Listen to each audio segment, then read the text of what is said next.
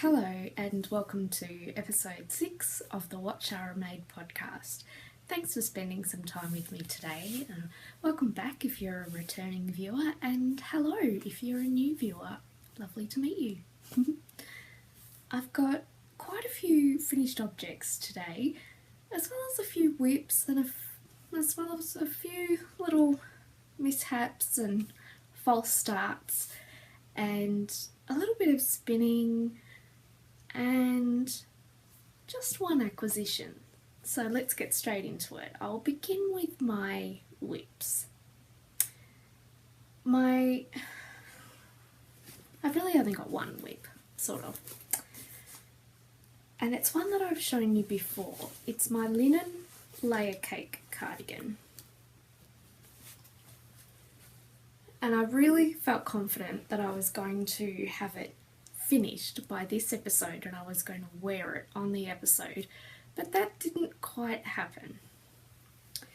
You might remember last time I showed it to you that I was about up to there on the body. Well, I've done a bit more than that.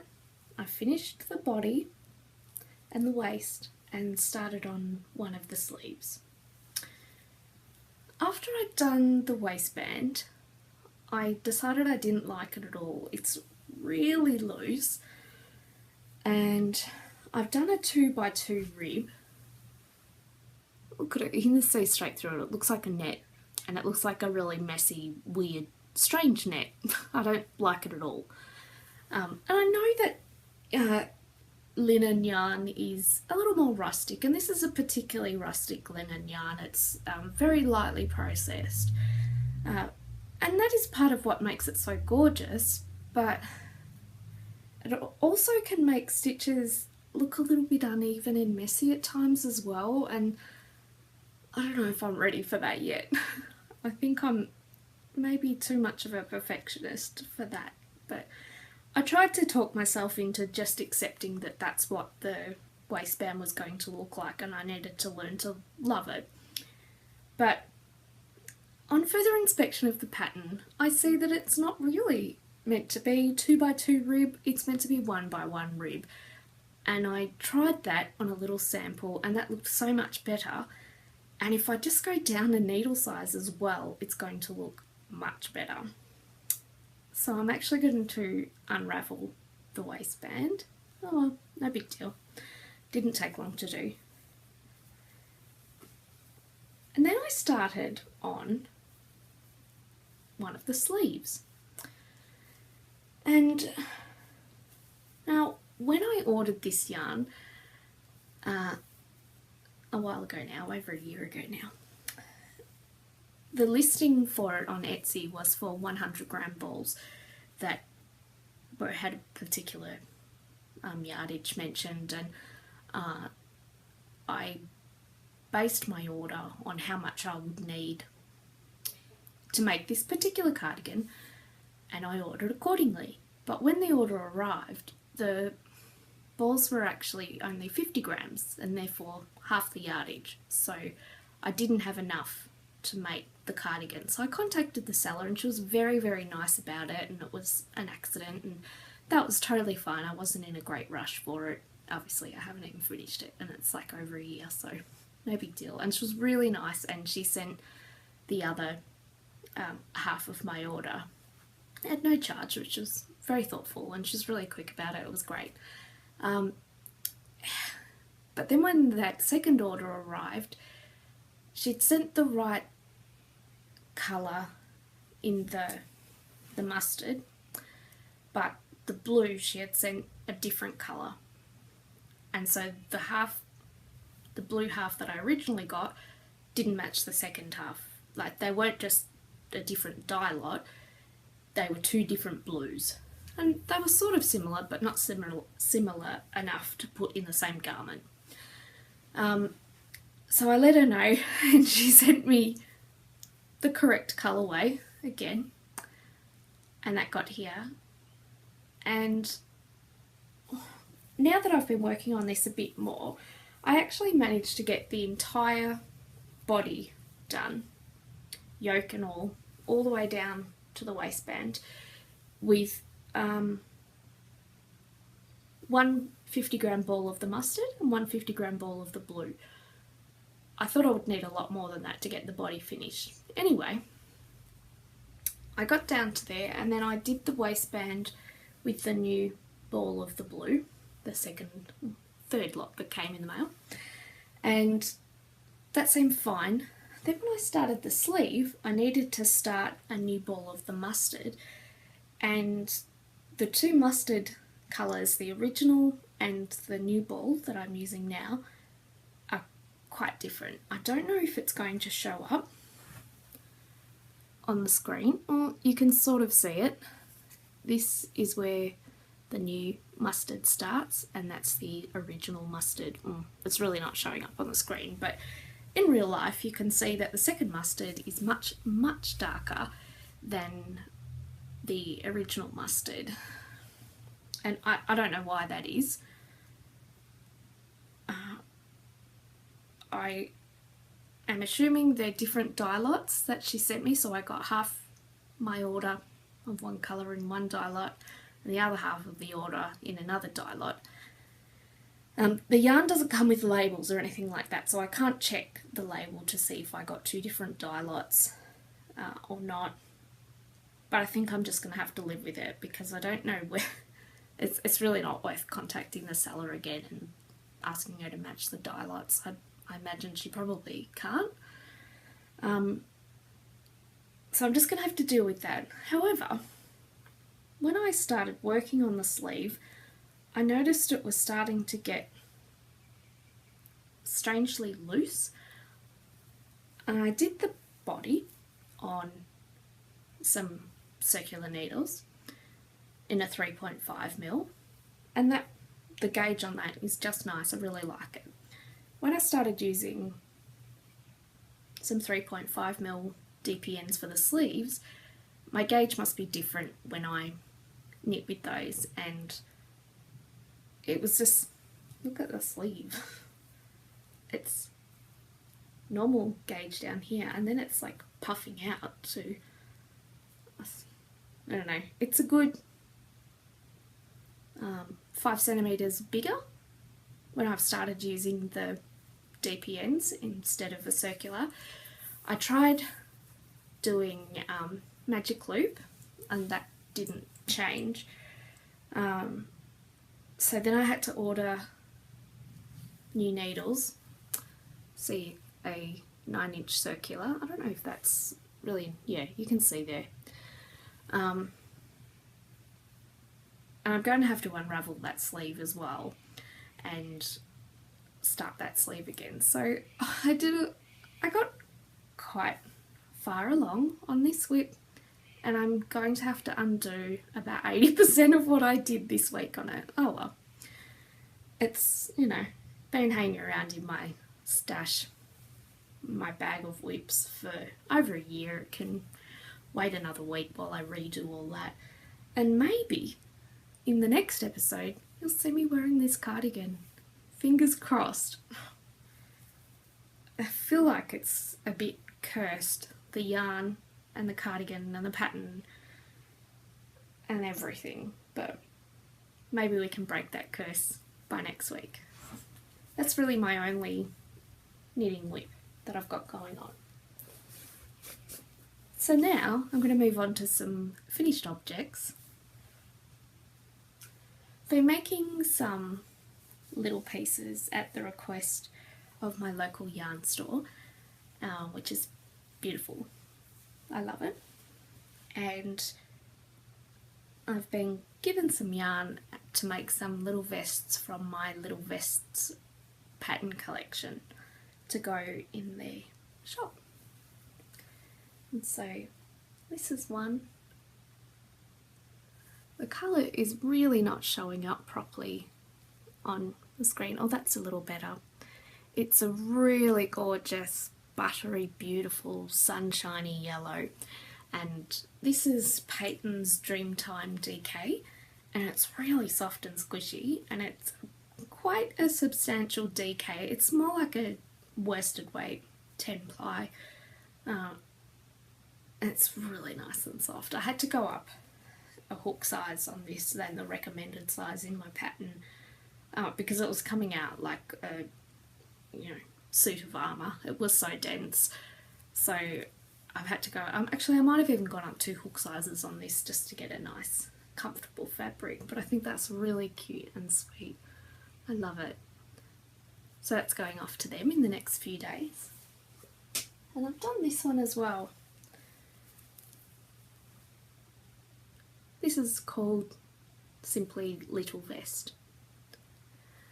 You can get a better view of the variegated yarn. And this is Cleckheaton Country Colours paint box, or I can't remember the exact name of the yarn, but I don't love it. The actual yarn itself, the feel of the yarn, everything is lovely, it's fine, but I don't like variegated yarns at all. Occasionally I'll find one that I don't hate, but I don't like this at all. I really don't like it. But it really seems to appeal to a lot of other people, so I'm not making it for me, so it doesn't really matter as long as other people like it. But yeah, I think those colours are really horrible together. Sorry. Oh. Anyway, this pattern looks really gorgeous with some beautiful hand-dyed yarn. Even a variegated hand-dyed yarn I can handle. And it looks much nicer in that than it does in this. Sorry for that face. But it's still cute, and it will still keep someone nice and warm. And it's just, these are to showcase the yarn in the yarn shop, but also to showcase the patterns and give customers ideas of what they can make with the yarns. And this is a really achievable, easy pattern, even for a beginner. And I think it goes up to a size 6, if I remember correctly. Children's size 6, so from newborn to size 6. I really love this one though, because I love yellow, but I also like the style with the little lace detail around the body there. It's pretty cute. And my next whip is one that, my next finished object, sorry, is one that you've seen a few times over the last few weeks. I cast on these socks for the Little Bobbins Knits podcast Christmas Eve sock cast on. I'm sure you're all familiar with that anyway. And these are my socks that I've done. And get a better idea of the stitch pattern going on there. I'll show you this one as well. It's slightly different.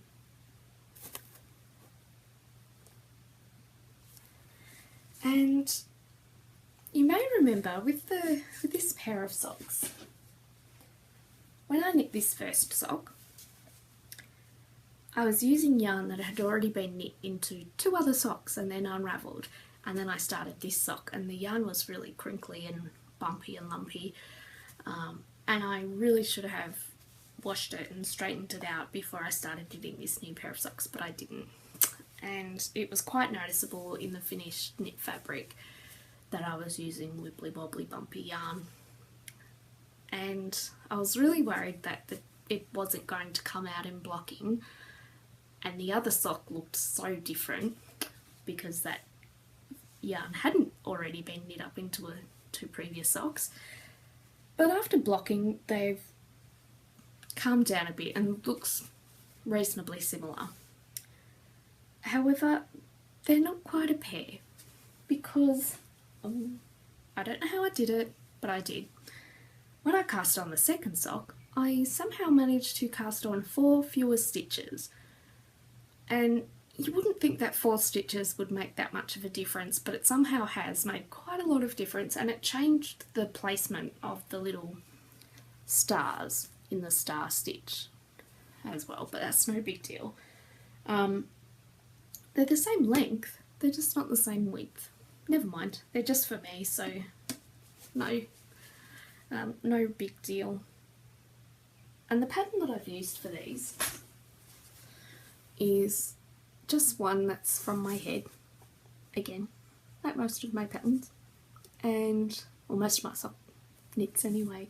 But I've used the Fish Lips Kiss Heel, which I love, and just a standard toe decrease there, nothing special there, and a little picot hem on top there. I don't know if I'll write the pattern up or not. It's pretty simple. I don't know if anyone would want that. I did find when I first started making these socks in this pattern, I was using my higher bamboo 9-inch tiny circulars, and I love those, they're my favourites for knitting socks.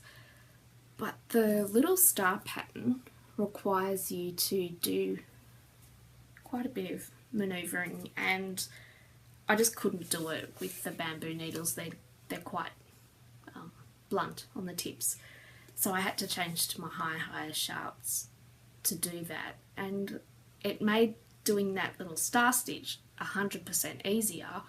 But I'm a pusher when I knit, and those high sharps are sharp, like really sharp, and it was starting to really hurt my finger, and in the end I pierced my finger with the sharp needle and had to wear a band-aid over it, and that made knitting really hard anyway.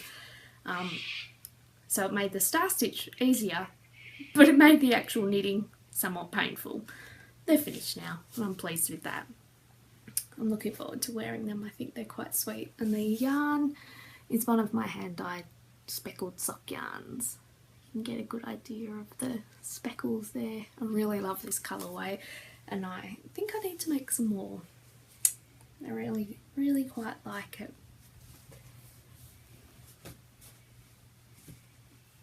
Now, my next finished object is a spinning finished object. You might remember me showing you, when I was talking about my Turkish spindles, some singles that I had spun, and I was just getting around to plying them, and I'd been using them as a demonstration in a spindle spinning class that I was teaching. And I was going to leave the singles on there because I used it as a sample to show people how to ply their yarn. And then I realised that was sort of a bit silly leaving the beautiful singles on there half plied.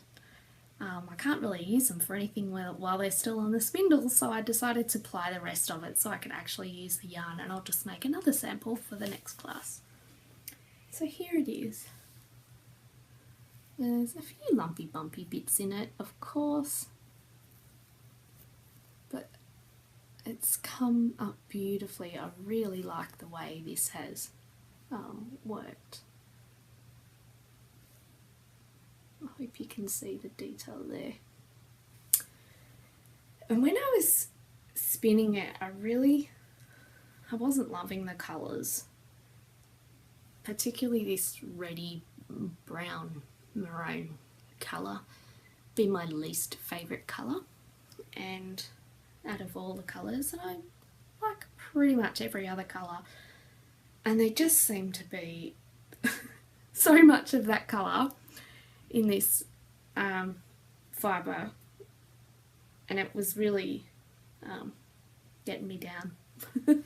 But once I plied it together, it seems to have evened out a little bit more, and you've got a bit more of the other colours mixing in with that browny maroon colour, and it's made it much more palatable for my liking. And I I think I might make a pair of gloves with this yarn. There's enough to make a beautiful pair of gloves for myself.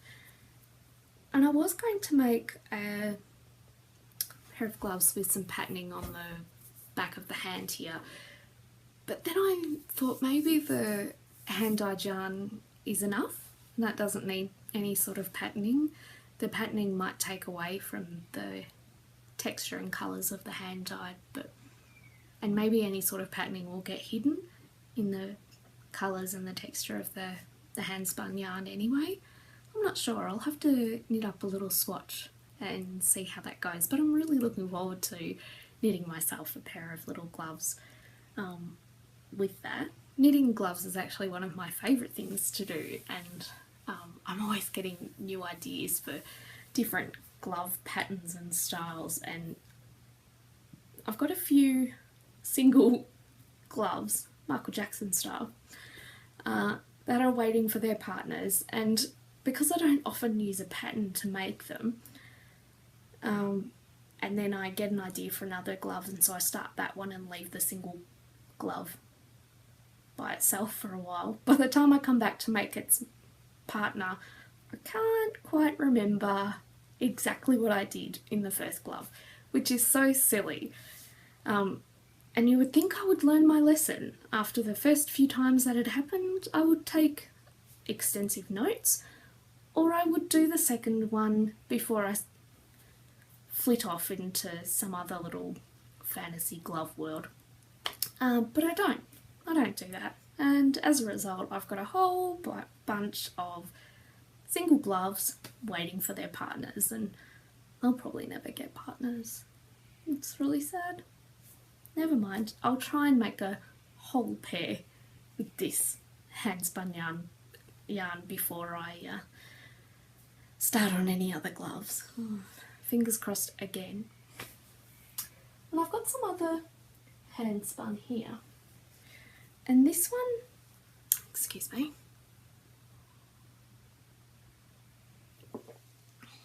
this one is a beautifully soft merino fibre that was just dyed in the most glorious colours. You can see there some of the colours that are in it. They're just so gorgeous. It's just beautiful. I love it so much. And I have chain plied this one, and it was my first experiment into chain plying, and I really enjoyed it.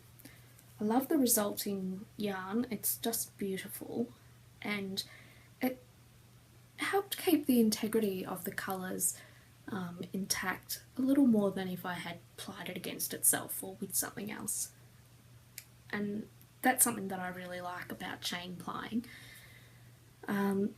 So with this one, this part I did on my e-spinner, and I spun the singles and then I chain plied the singles, and that worked quite well, and it wasn't arduous or anything. It was really enjoyable, and it was actually quite quick.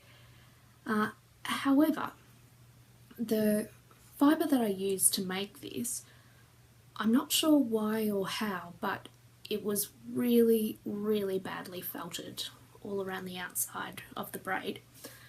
And I don't know, I used it almost immediately as soon as I purchased it. It's not like I've had it hanging around in my stash for a while and it's getting a lot of friction or action in a basket or a bag or something, and that definitely would have resulted in the fibre felting on the outside. But perhaps it had been sitting in the cellar stash doing that for a long time. I'm not really sure. So it was a constant battle with the felted parts of the fibre, and I had to keep plucking big wads out that I was never going to be able to draft because they were matted together. And that was a little bit frustrating because it slows you right down. I'm sure if you've had that experience with spinning, you know exactly what I'm talking about. And I lost about 30 grams from a 100 gram braid to horrible felting, so that took a lot out of the amount. It's super, super soft, and maybe that accounts for some of the dramatic felting as well. I'm not really sure. I don't know how that works, but anyway. And I did part of it on a Turkish spindle from Shara Made on Etsy.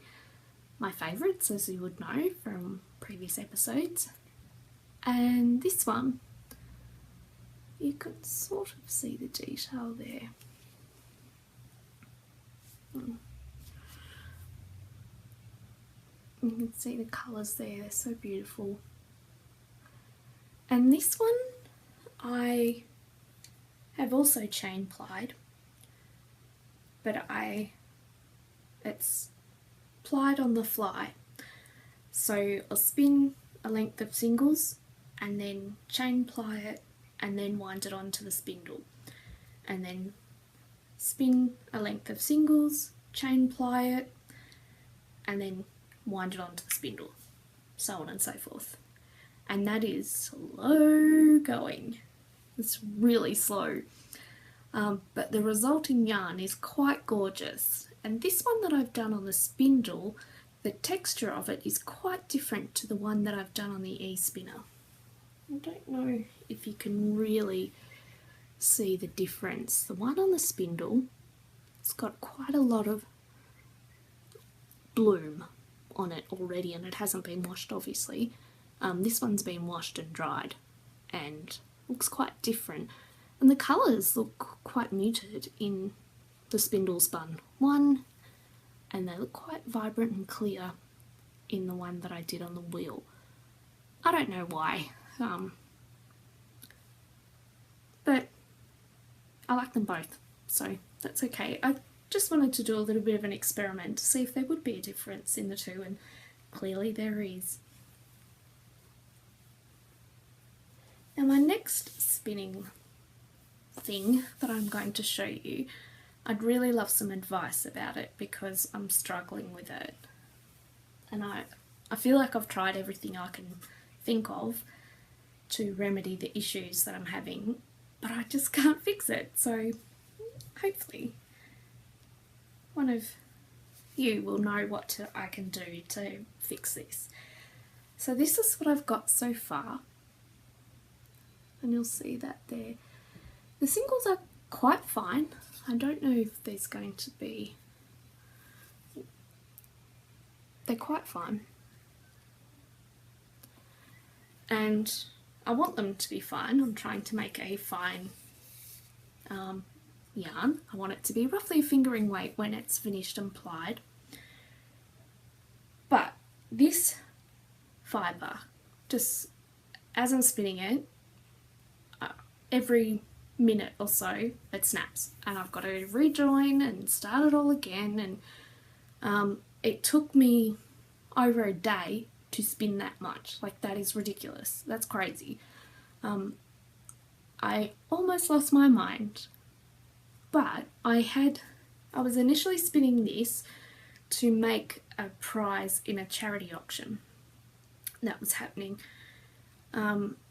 And I had told the organisers that that's what I was donating to the charity auction, and they were really excited, and I was really excited.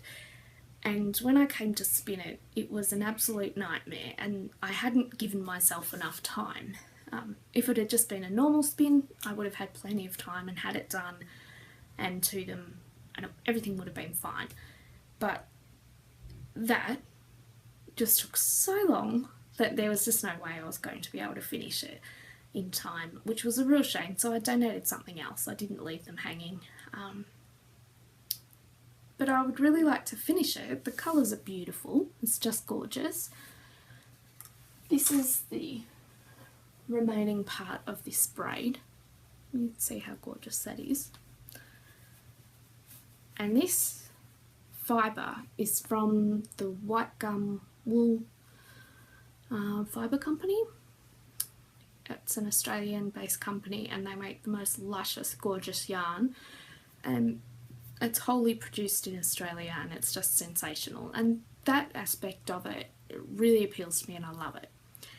And I'd heard good things about, I've used their yarns quite a few times and they're beautiful and they knit up just gorgeously. And it's some of the softest non-superwash wool that you will get your hands on. It is so nice.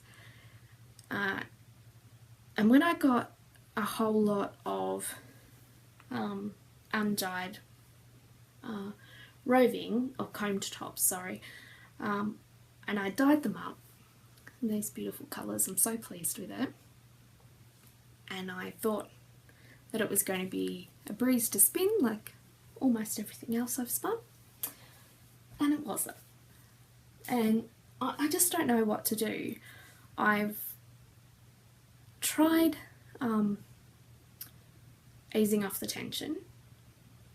First I did just a little, then I made it really dramatic, and I've tried all different types of tension and that didn't seem to help at all on my wheel.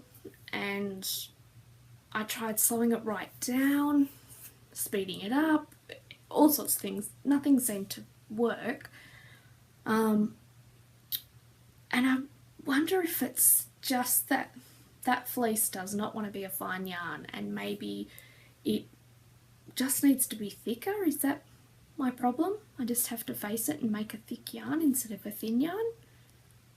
I don't know. I'm not sure, but I just can't get it to work and I don't want to waste it. It's so beautiful.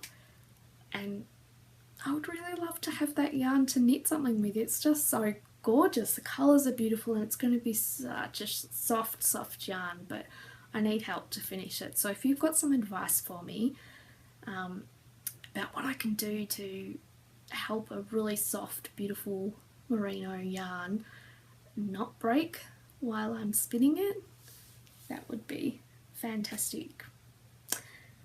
And now I've talked about my spinning, I've talked about my whips, I've talked about my finished objects. Oh wait, I've got one more finished object. I'm wearing it.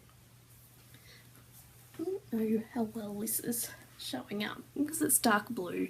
You can't really see anything, but it's a t-shirt.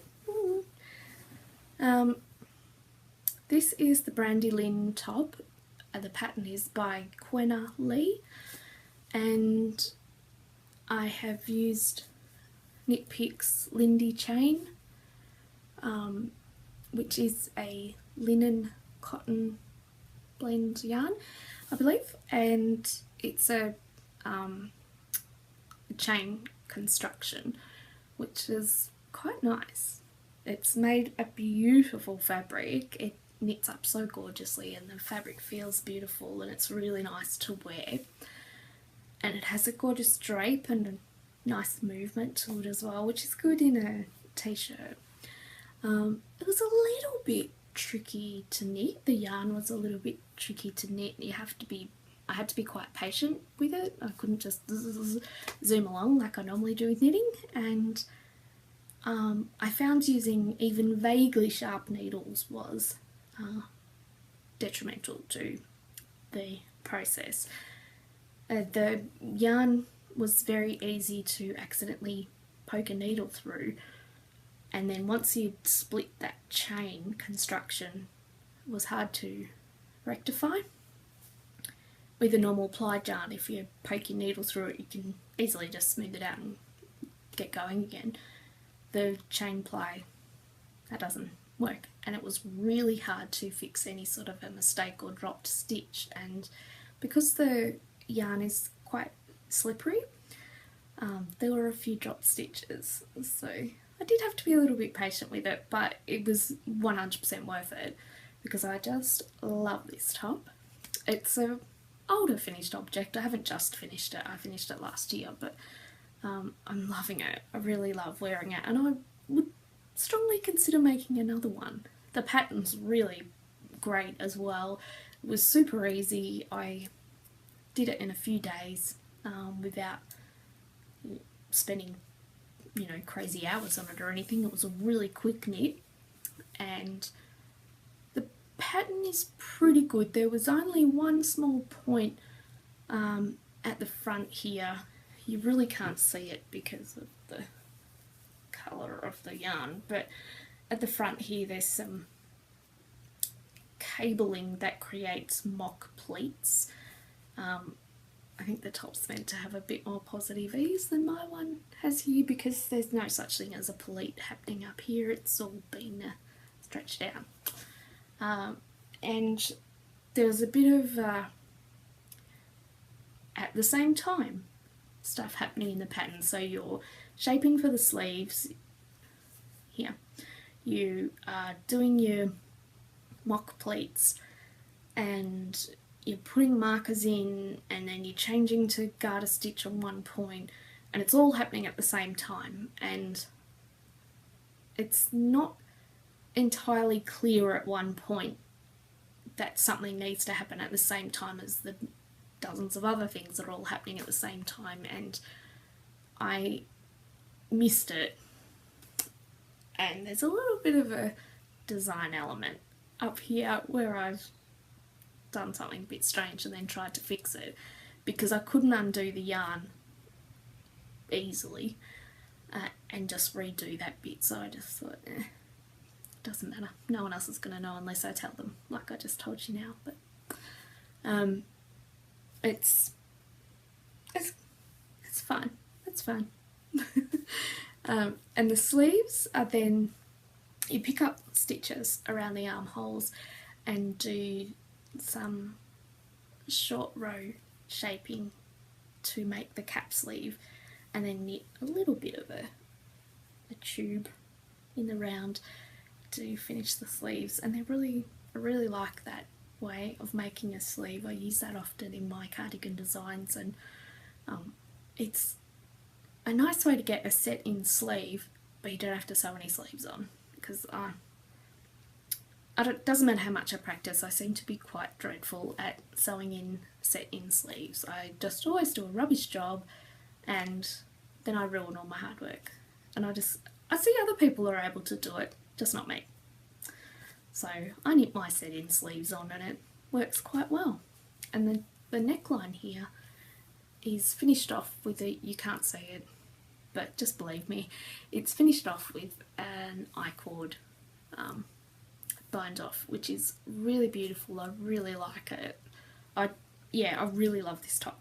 Go for it if you want to make yourself a little t-shirt. You could make it in wool and have it as a trans-seasonal piece, or even a layering piece. You could wear it over a long sleeve t-shirt and it'd still look gorgeous. So yeah, it's a really cool pattern, and I do really love it in this particular yarn though, so I might make another one. That is all for finished objects now. I do have an acquisition though, and this is a really cute one.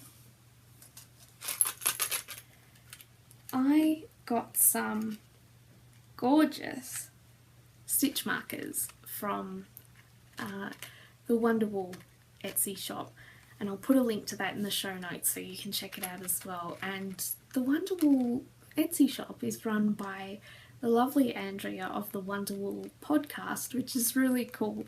I love that podcast. I really enjoy watching it. And I really love these stitch markers, and I might have to get myself another set.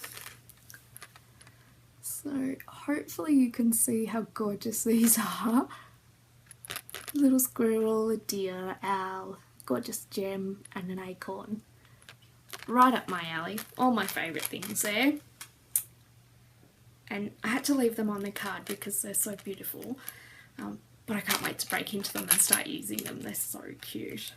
And Andrea included another really sweet little extra there. It says handmade with love, and it's so cute. Thank you, Andrea. I love them. They're so cute. And I love them so much that a set of those stitch markers is going to be one of the giveaway prizes in the year-long stash busting craft along that I'm doing this year, and you'll find all the details for it in the Ravelry group. And if you have a look in the finished objects thread for that giveaway and craft along, you'll see quite a few entries already of beautiful finished objects from group members using stash yarn, and I'm so pleased that people are joining in and are getting on board. It's really great, but I'm even more pleased that people are using all their beautiful stash yarn, because it's such a shame to hide away all the gorgeous yarns that we all have in our stashes and they just get kept in a box or a cupboard or a drawer or a basket, and they never get to see the light of day because we're keeping them because they're special, or we've just got so much we can't use it and we keep adding to the stash instead of using from the stash. So I'm so pleased that we're all getting into the stash busting theme. It's been good. I have not put any more yarn this week. That's been good. Stitch markers don't count, so that was good. And I've got so many nice things that I'm going to finish with my stash yarn, and I've been making a little bit of a list of the pattern I want to use and the yarn from my stash that I want to use, and I'm getting quite a long list, so I've got a lot of projects in the queue waiting for me. So I need to finish a few so I can get started on a few more. Hopefully in the next episode I will be wearing that linen cardigan. So I'd love you to send me all your finished object mojo that you can manage so that we can all see that cardigan finished next week. If you want to join in on that craft along, go over to the Ravelry thread. I'll put a link to the Ravelry group in the down bar here so you don't have to go and search for it, and join in. There's a chatter thread as well, so you can talk about your ideas and tell people how wonderful their finished objects are in the finished object thread. And if you've got a pattern that you think is a really good stash buster, put a link in the chatter thread, because other people want to know those things too. I want to know them. If the pattern's your pattern that you've written, put it in. I don't mind. I love it. I want to see everyone's. So go right ahead. If you've got a really good idea for a stash busting, put it in there. Put it in that thread. It's always good to, join forces and collect ideas from everyone, because you can't think of everything yourself, and you might have a great idea that someone else is like, yes, that's brilliant, and if we're all doing that, that's great. That's really great collective knowledge. So thank you to everyone who's been so active in the Ravelry group. That's really great. I just love it. And it's so nice that people are so encouraging of each other as well. That's really beautiful to see. It really warms me. So I love that. And I think that is about it. Oh, by the way, I haven't mentioned the weather, and I seem to mention the weather every episode. And Melbourne, where I'm from, people are well known for loving to talk about the weather. We have strange weather, so that's why people love to talk about it. It's well known that in Melbourne you have 4 seasons in one day, and people joke about when you go out in Melbourne you better take your sunglasses and an umbrella and some sunscreen and a scarf and some flip-flops and a jumper. Like, you need everything, and people in Melbourne tend to layer so that in the morning when it's 4 degrees you are freezing and you need everything, and by lunchtime it's 32 degrees, so you've got to take everything off, and then there's a storm 2 hours later and you've got to use your umbrella, and it's like that all the time. You don't get constant weather in Melbourne ever, and have the 4 seasons in one day. And my dad loves to say, if you don't like the weather, just wait 5 minutes, and it's true. It's true. Yesterday it was 45 degrees here at my place, 45 degrees Celsius, and that is revolting. You just can't do anything. It's Yeah, it's disgusting. And today it is about 15 degrees Celsius, so I mean it's only 30 degrees difference, you know, no big deal. It's so bizarre. So I thought I'd better do a little bit of a weather report at the end there. But I am really loving this cool weather. It's even raining right now, so that's pretty good. I hope it lasts. Anyway, that's me signing off for episode 6 of the What Shara Made podcast, and I'll see you all again next week. You want to be up here? Up, up, up, come on. Up, up, here, up, up. Show everyone your cute face. Oh. Come on. Woo, good girl. Good girl. Show everyone how cute you are. Come on. Oh, you're a maniac for food, aren't you? Oh, look. Look at it come up. Hey? Oh. That's Rosie.